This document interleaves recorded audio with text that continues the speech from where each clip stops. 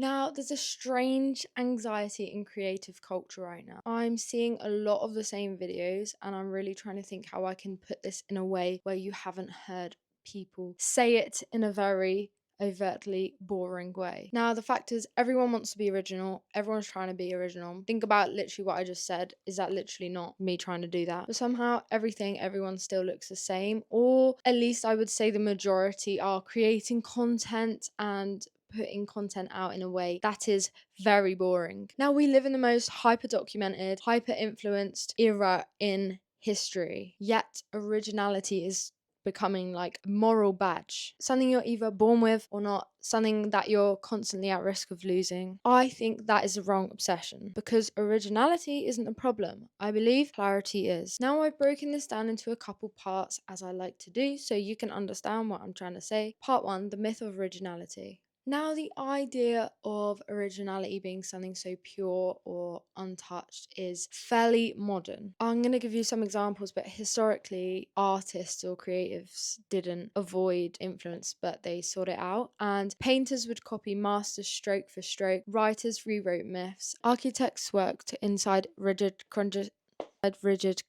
architects works inside rigid traditions.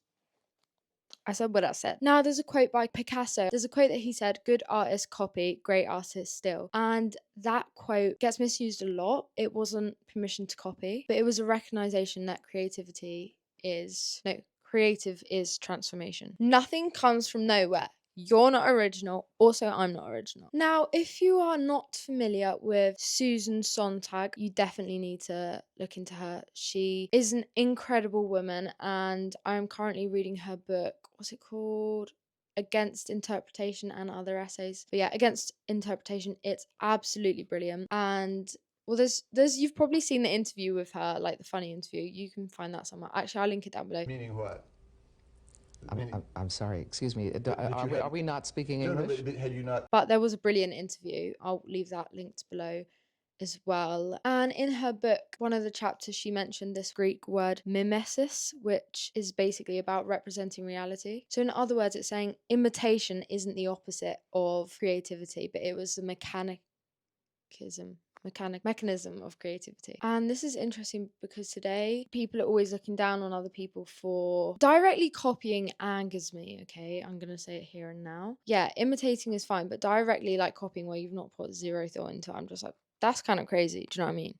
Like, at least give the person credit. Do you know what I'm saying? But with imitation today, we more treat it as laziness or lack of originality. But what Susan was saying in the book is that the Greeks don't see it like that at all. They understand that no work begins in isolation. Susan, but why do we call people by their second names? Okay, I'm gonna say Susan because calling her Sontag is kind of throwing me off. She argued that interpretation, not invention, is where meaning lives. Part 2, why everything looks the same. Now scroll through any social media app, you will see a lot of the things look the same, but the thing is, it's not because people lack imagination, although I do feel like that is one part of it, but it's because platforms reward legibility before they reward thought. The algorithm, for example, doesn't care if your idea is new. That's not what they're opposed to. It's more whatever you're putting out there, the algorithm sees as recognizable. So creators don't copy ideas, but they copy formats, and they also copy outcomes. And because of that, that just leaves to like an echo of chaos everywhere because everyone is making the exact same thing. If I've got like a video idea and I see a creator recently that's done it well, I will scrap that idea because I think they've done that video idea way better than I could. So I'm actually going to scrap it and try and think of something different. Not because I'm trying to be different. If I still wanted to, I would. But I just think unless there's new information that I can add to it, then I'll make it. But when there's not any more information I feel like I can add to it, I don't see the point. But what's ironic is that we're all trying to chase the same like personality, trying to chase the same originality. But because of that, we're all following the same sources. So it's kind of like counterintuitive. Like it's kind of pointless. Do you know what I'm saying? And I saw this quote on Pinterest literally 10 minutes ago that said, "What you do in private shows in public. Reading shows in a conversation. Your diet shows in energy. Your discipline shows in confidence. Your focus shows in your results. You are what you cultivate when no one is watching." Obviously, there's discourse right now around what it means to be a woman or a man. woman or a male that doesn't post on Instagram, and are you like superior or not superior to everyone else, basically. But this quote that I just said, it sounds motivational, but it's so practical, because what we call style is just that invisible trace of invisible habits. The internet has made output public but left input untouched, okay? And when everyone feeds on the same inputs, originality collapses into sameness. And I would say one form of input is Pinterest. That's probably one of the only places where you're not forced to post, and you're not, you don't have all your friends liking your posts and stuff. But yeah, it's doing things in private. It's not doing the things and posting on your Instagram. It's doing the things in private, and that will make you who you are. Because as soon as you start letting other people's opinions in, your interests are inevitably going to change. That's literally a fact. I just wanted to put on a quote from this book I'm reading at the moment. It's called Letters to a Young Poet, and this quote is in regards to writing specifically, but you can sort of tailor it to any creative endeavor, I guess. So replace the word write with whatever your creative endeavor is, whether it's, I don't know, okay, you can use your imagination. Anyways, let me read this quote to you. You are looking to the outside, and that above all you should not be doing now. Nobody can advise or help you. There is only one way. Go into yourself. Examine the reason that bids you to write. Replace that word write with whatever it is. Check whether it reaches its roots into the deepest vein of your heart. Admit to yourself whether you would die if it should be denied you to write. This above all. Ask yourself, in your night's quietest hour, must I write? Dig down into yourself for a deep answer, and if it should be affirmative. If it is given to you to respond this serious question with a loud and simple I must, then construct your life according to this necessity. Your life, right into its most inconsequential and slightest hour, must be a sign and a witness to this urge. Then approach nature. Then try like the first human being to say what you see and experience and love and loathe. Yeah, think about that. Write it down. Part 3, clarity is a real creative skill. Most people don't need to be more original per se. I'd say they just need to be clear. For example, clear about what they like, clear about what they're trying to say, clear about their beliefs, clear about what matters to them. Clarity is harder than originality because it requires subtraction. This makes sense, trust. It means choosing this and rejecting that, figuring out what you like, but also figuring out what you don't like. Now, I never really talk about my love for reading on this channel. It's more just like 90% fashion. But if you guys have read The Creative Act by Rick Rubin, I feel like sometimes I don't know how to tie things into fashion, but I feel like I can put this in this video. But Rick Rubin describes creativity less as making something new and more tuning a signal, removing noise until the thing reveals itself. Like I said before, the space in between.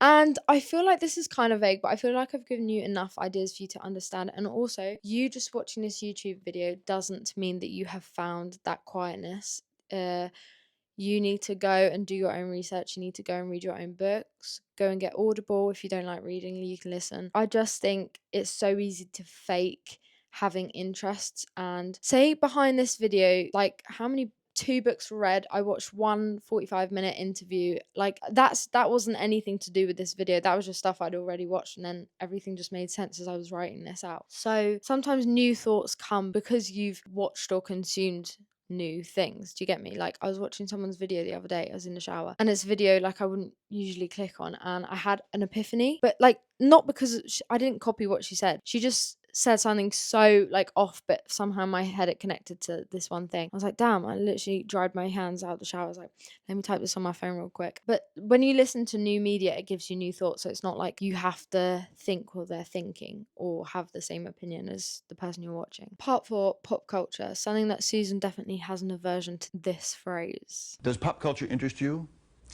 I don't think in those terms. I don't use those categories. Now, you can see this tension everywhere right now. Vinyl records, films, DVDs, notebooks, what else?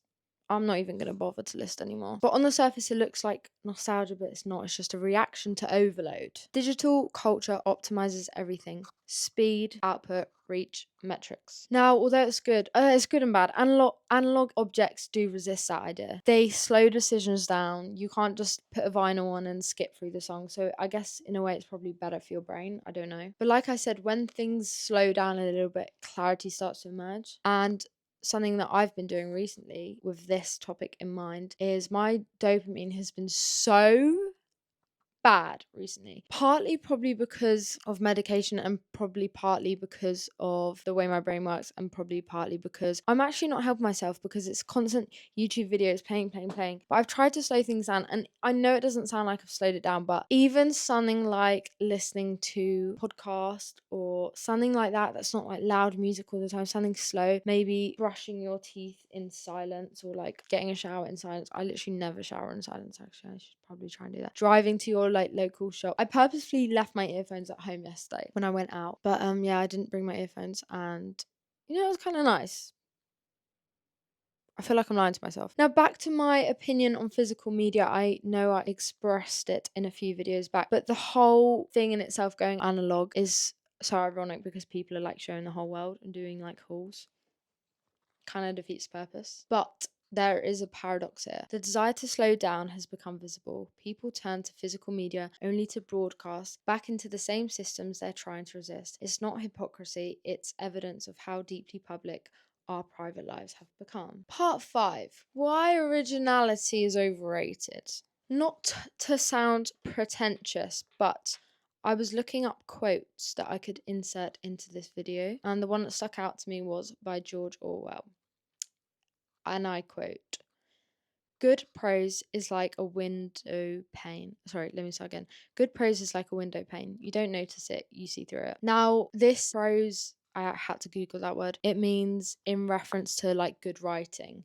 But I feel like this quote can still apply to fashion or style in general. But the meaning is you don't find style by trying to express yourself. You find it by being clear for long enough about what you care about becomes visible. I don't know if I phrased that very well.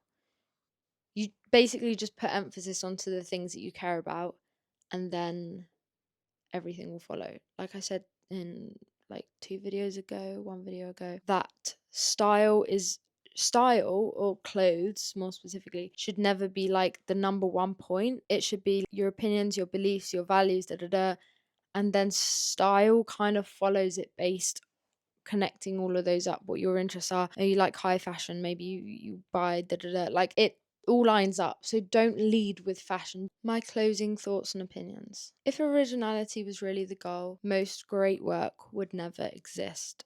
That's very important to remember, and very important for me to remember. What people actually respond to is coherence and consistency. So maybe, my friends, the question shouldn't be, am I original? But rather, what am I trying to say? I feel like that didn't land. I feel like that landed in my head. Wait, let me rephrase. Maybe the real question isn't, how can I be original? Maybe the real question is, what can I look at to take the time to figure out what I like? Did that make sense? Just don't focus on how can I be original, because that will come. Genuine authenticity will come if you're authentic to yourself and don't have fake interests. And to put it bluntly, originality wants applause, clarity wants understanding, and only one of those will last, and I'll let you figure out which one. But yes, that is all my closing thoughts. Please make sure you follow me on Instagram. I hope you've really enjoyed this video. I'm kind of hungry right now, but the fridge is giving sparse because we've been away. Yes, I hope you've had a good day, and I hope you've enjoyed this video. I would love to know your thoughts on this. But yes, have a lovely day. And did you guys watch The Traitors? Don't worry, I shan't spoil anything, but it was brilliant. And I was like, before I used to be such trader hater, but then I think through my old age, I've learned how maybe some things are hyped for a reason. Maybe some TV shows are hyped for a reason. Okay, I'll leave that one with you.